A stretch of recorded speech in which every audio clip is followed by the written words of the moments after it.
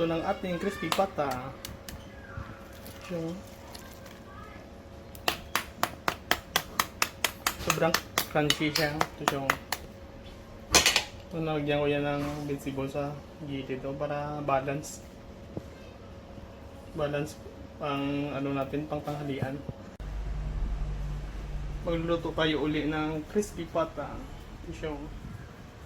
Ang isang buo to is 2.3 kg to siya. Ito siya. So, gagawin natin, pakulaan natin to ng 3 hours 30 minutes para malambot siya.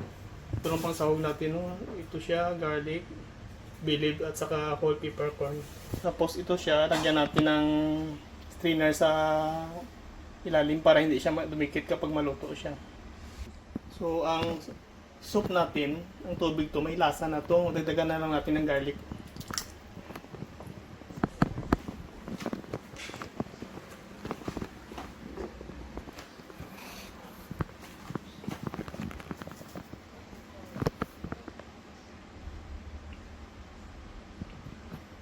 Saka black pepper. Siya. Lagyan natin black pepper.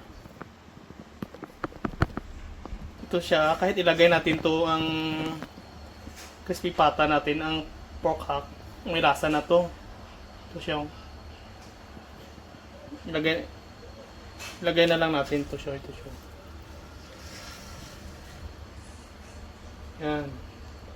Yan siya. Lagay na natin. Ito na siya. So takpan natin to 3 hours and 30 minutes. Lutuin natin. Ito siya, ito na siya. Tinakpan na natin. Pata natin na deep fry. Pinakuloan natin to kahapon 3 hours 30 minutes. So i-deep fry natin ngayon sa 180 degree 15 minutes ang baliktaran. Total is 30 minutes. So ito lang cooking oil natin. Ito na mga 183 degree.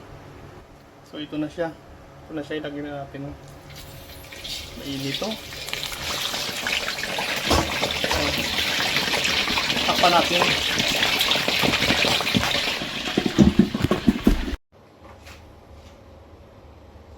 Magluluto tayo ngayon ng gulay.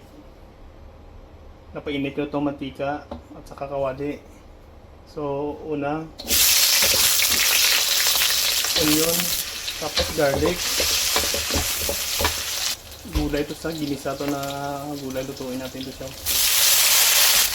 Tapos chicken stock. Tapos oyster sauce. Tapos sugar. Tapos black pepper.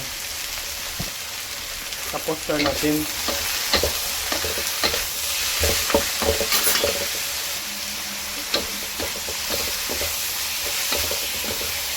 Ito na siya, luto na. Madali na lutuin. Yung pang side dish natin to sa crispy pata natin na lutuin. Para balance ang lasa. Para balance ang pagkain natin. Gulay at saka meat. Ito na ang crispy pata natin. Ito na siya, luto na to. Crispy pata. Busan natin ng cooking oil para crunchy. Ito na siya, kunin natin.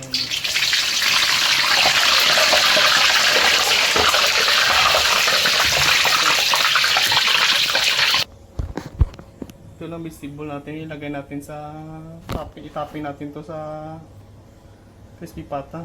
Ito siya. Ilagay ko sa gilid. Tapos ito na siya. Sobrang lambot to. Crispy pata. Sarap to. Salamat sa nanonood.